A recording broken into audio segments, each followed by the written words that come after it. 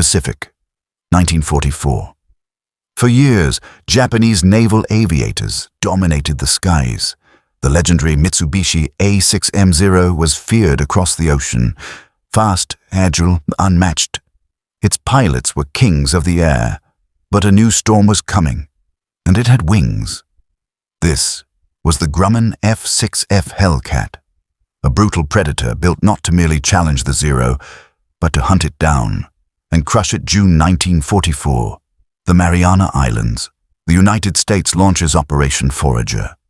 Massive invasion fleets and carrier groups move toward Saipan, Tinian, and Guam, key stepping stones toward Japan itself. If America wins here, Tokyo falls under the shadow of U.S. heavy bombers. Japan cannot allow it. Admiral Jisaburo Ozawa prepares the mobile fleet, hundreds of aircraft under the proud banner of the Imperial Japanese Navy. Elite warriors raised from childhood to believe they could never be defeated. They were wrong. Deep inside the belly of the U.S. carrier USS Lexington, pilots strap into their aircraft F6F Hellcats. Unlike the Zero, the Hellcat is not a delicate blade. It is a hammer. A 2,000 horsepower Pratt & Whitney R2800 double Wasp engine unleashes brutal force. 3 inches of armor protect the cockpit. Self-sealing fuel tanks prevent explosions, and 6.50 caliber Browning machine guns spit fire powerful enough to saw aircraft in half. The Hellcat's mission was clear: make the Zero obsolete. But the Japanese pilots do not know what they are flying into. They believe the Americans still rely heavily on older Wildcats. They assume their old tactics will still work. Those assumptions will get them killed. June 19, 1944. The Battle of the Philippine Sea begins. Radar operators aboard the carriers detect incoming Japanese waves at long distance. The U.S. Navy has mastered a weapon Japan has neglected: the power of information. On command decks, voices are calm, calculated. Enemy inbound. Angels 30, headed straight for us. Hellcats launch into the sky, like a steel wall rising from the ocean. Their engines roar like thunder as pilots climb to intercept. Japan's proud aviators expect the usual dogfight: tight turns, close duels. Instead, they are met with shock. Hellcats dive from above with crushing speed. Heavy machine guns rip through Japanese formations before they even know what hit them. One Zero explodes, then another. Wings snap free from fuselages. Trails of black smoke scar the blue sky, but the Japanese continue forward, driven by honor and desperation. For decades, the Zero's light frame and agility were its advantage. But by mid-1944, those strengths become fatal weaknesses. The Hellcat strikes from where the Zero cannot fight back, high and fast. A Japanese pilot pulls the stick hard, trying to turn inside his attacker. It worked against Wildcats, it worked against P-40s, but against a Hellcat, too slow. The Hellcat stays glued to his tail. 6 barrels flash, and the Zero disintegrates. More Japanese pilots push into the growing inferno, their radios filled with screams and static. We're being overwhelmed. They're everywhere. Impossible. How are they so fast? But the real shock hits them when their bullets fail. Their weapons spark harmlessly off the Hellcat's armored hide. This was not the fragile American aircraft they were used to. This was a beast built for war. Down below, U.S. sailors watch the spectacle unfolding overhead. The battle becomes known as the Great Marianas Turkey Shoot. Not out of disrespect, but because the kill ratio is so one-sided, it hardly resembles a fair fight. By sunset, Japan loses over 300 aircraft. The U.S. loses fewer than 30, a massacre in the sky. One young Japanese pilot, barely 19 years old, manages to break away and return to his carrier. Breath shaking, he lands on the flight deck, eyes wide with terror. He whispers to his commander, "America, they have a new fighter. It cannot be stopped." His commanders stare in silence. This was never supposed to happen. Japan believed its Zero would reign forever. But while Japan relied on glory and tradition, America relied on factories. Each Hellcat that took flight represented the unstoppable industrial might of the United States. Steel, oil, manpower, and precision engineering. Japan could train one pilot a year. America could build one Hellcat every hour. Soon, U.S. pilots were veterans, each one surviving battle after battle, learning, adapting, perfecting the kill. Japan's best aviators were already dead, replaced by students with only a few hours of training. The sky became a classroom, and the Hellcat was the final exam. Few passed. As night falls over the Philippine Sea, burning aircraft drift down like falling stars. Lifeless bodies splash into the dark water. Oil burns across the waves. The once unbeatable Zero is now prey. Its legend shatters into pieces like burning wreckage scattered across the ocean. The once unbeatable Zero is now prey. Its legend shatters into pieces like burning wreckage scattered across the ocean. America seizes air supremacy in the Pacific permanently. But this was only the beginning. The Hellcat's victory in the Marianas would open the gates for a new horror. Bombs that could reach Japan itself. And a war that had already taken millions of lives was about to enter its darkest chapter. Night fades into dawn over the Philippine Sea.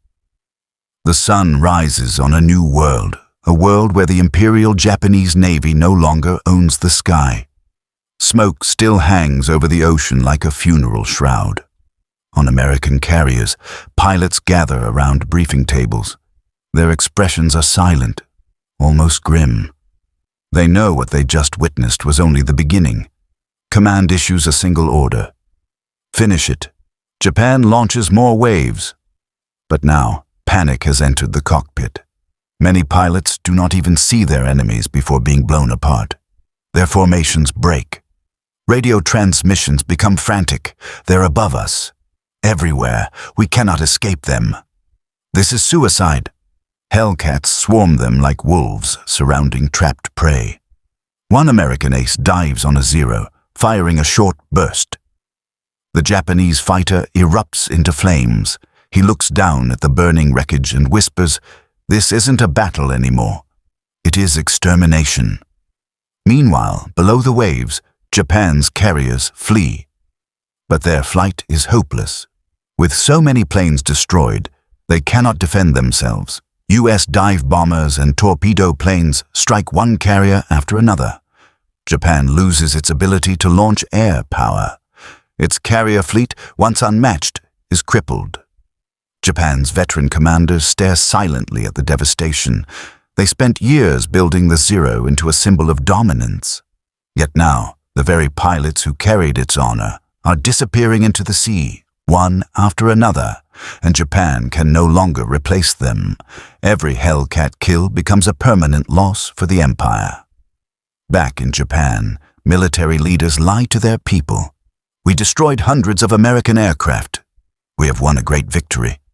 But surviving pilots know the truth. Their navy is dying. One pilot writes in his journal, "Our enemies have mastered the science of war. We are fighting ghosts, and they hunt us like animals." The Hellcat, once a machine, now a force of nature. Engineers designed it as a tank with wings, a rugged frame that absorbs punishment, power to outclimb and outdive almost anything, firepower to punch through steel, cockpit protection to keep pilots alive. A Zero pilot must never be hit. A Hellcat can take the hit and keep killing. That difference decides the war. June 20th, the final blow.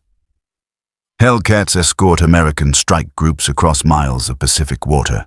They find the last Japanese carriers, burning, broken. Young Japanese deck crews watch helplessly.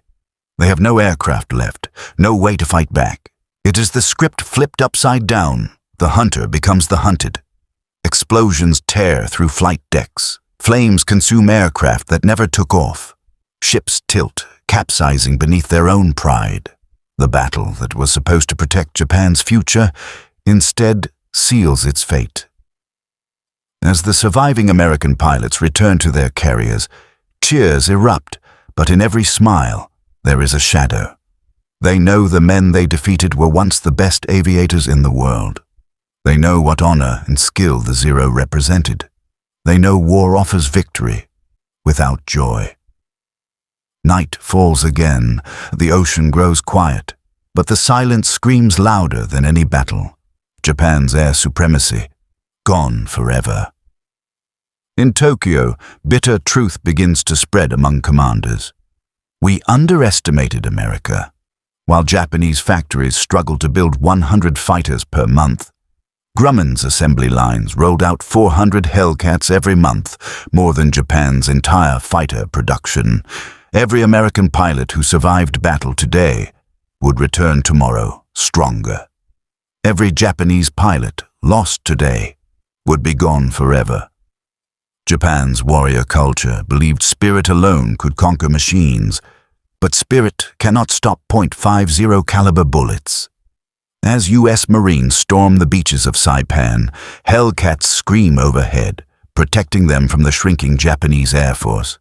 The Zero still flies, but now only as a memory of former glory. When Hellcats appear, Japanese pilots feel something new: fear. By the end of the Marianas campaign, Hellcat kill ratio 19-1. Japan's pilot corps nearly destroyed. U.S. strategic path to Japan wide open. Heavy B-29 bombers soon take off from captured islands, bringing fire and ruin to Japanese cities. The Hellcat changed the war, but it also changed history. One American ace reflects years later. The Zero was a samurai blade, beautiful, sharp, perfect. The Hellcat was a sledgehammer, and we brought it down hard. Rusting aircraft wrecks still rest beneath the waves of the Philippine Sea, sealed graves of young men on both sides. Somewhere deep below a Zero lies half buried in coral. Its pilot once believed he could never lose. He died learning the truth. Technology evolves, industry accelerates, war shows no mercy. The Hellcat didn't just defeat the Zero. It buried the myth of Japanese invincibility. The Pacific War would rage on for another year of unimaginable bloodshed. But after the Mariana, Japan would never again challenge America for the skies.